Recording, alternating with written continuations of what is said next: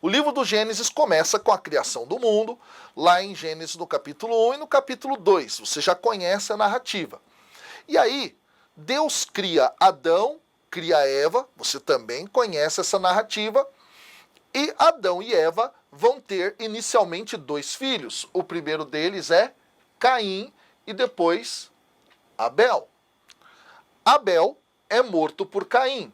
A história de Caim continua lá em Gênesis, no capítulo 4, dos versículos 17 ao 24, até a descendência que vem depois de Lameque, ok? E aí o texto encerra.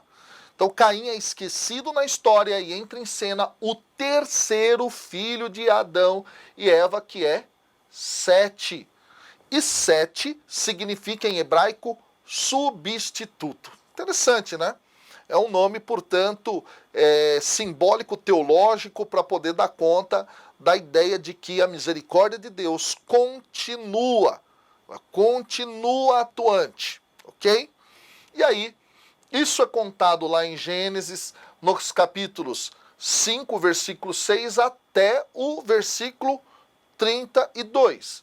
E aí nós temos a genealogia de Sete, com Anós, Cainã, Malaleel, Jared, Enoque, o famoso Matusalém e um sujeito chamado Lameque. Já é outro Lameque, diferente desse aí de Caim, tá? Aí nós temos o famoso texto de Noé, que você conhece, do dilúvio, aquela coisa toda. Ele tem 3 filhos, Sem, Cã e Jafé. E aí nós temos isso sendo narrado lá nos capítulos 5, 6, 7 do livro do Gênesis. Então o texto está começando dessa forma. Criação, depois a continuidade da história, o dilúvio, e aí, depois do dilúvio, continua a história. Tá? Essa história vai justamente ser narrada a partir dos filhos de Noé, mais especificamente para nós, o mais importante aqui vai ser o Sem, tá? Ou Shem, que é o nome dele em hebraico, que significa nome, aliás.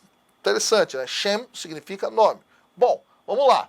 Isso tudo é narrado em Gênesis, lá no capítulo 10, como vocês estão vendo aí na tela, vai até o capítulo 11, toda a narrativa continua até chegar em Taré.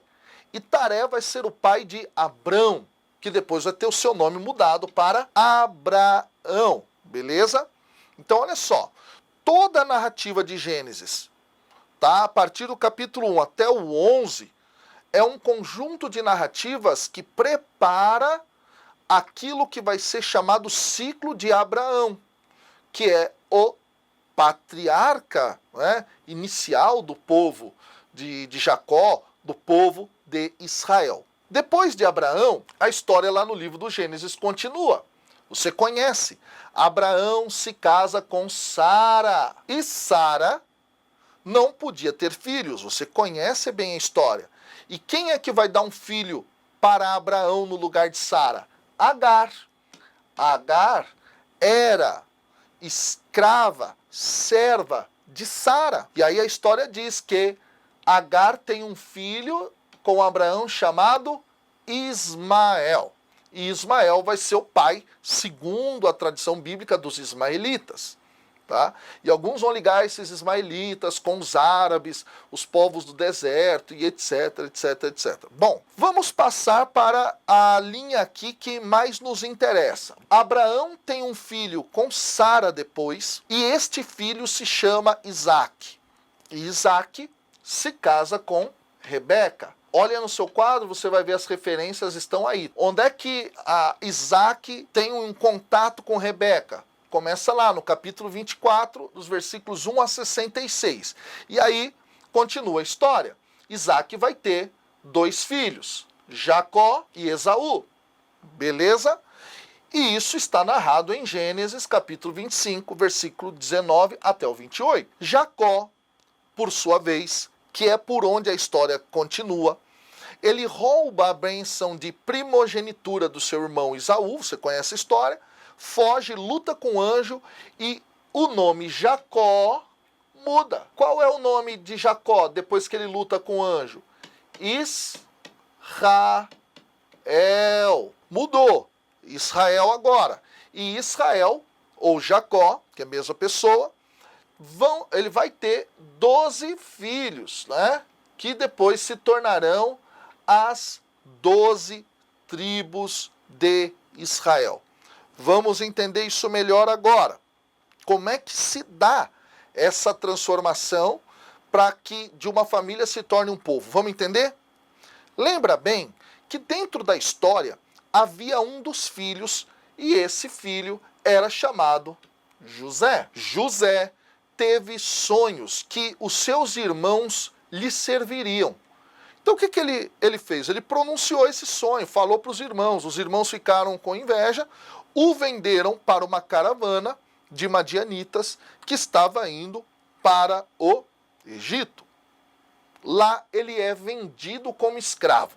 Aí ele fica lá na casa de Potifar, tem todo aquele problema e etc, etc. Só que ele ascende, não é? Ele ascende ao poder e ele consegue se tornar o braço direito do faraó, na linguagem bíblica, o grão-vizir lá do Egito, que era alguém de muita importância. E acontece então que os seus irmãos não sabiam do paradeiro dele. Não sabiam, tinham vendido e tinham dito para o pai que o seu irmão tinha morrido. A história continua dizendo que houve uma grande seca na região de Canaã e os cananeus foram buscar comida no Egito. Gente, olha essa história. Foram buscar comida no Egito e entre esses cananeus, entre esses aí, a família do Jacó, a família de Israel. Eles foram até o Egito e ao chegarem lá, eles dão de cara com seu irmão.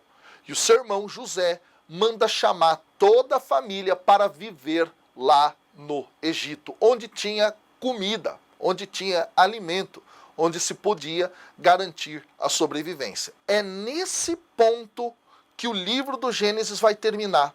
O livro do Gênesis termina com a família de Israel, onde? No Egito. Alguns autores vão dizer que o livro de Gênesis ele tem a única e exclusiva intenção de colocar os israelitas dentro do Egito.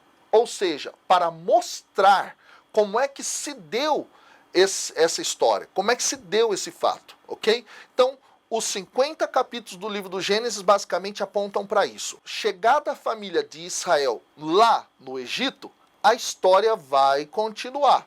Mas vai continuar no segundo livro da Bíblia, que é o livro do Êxodo.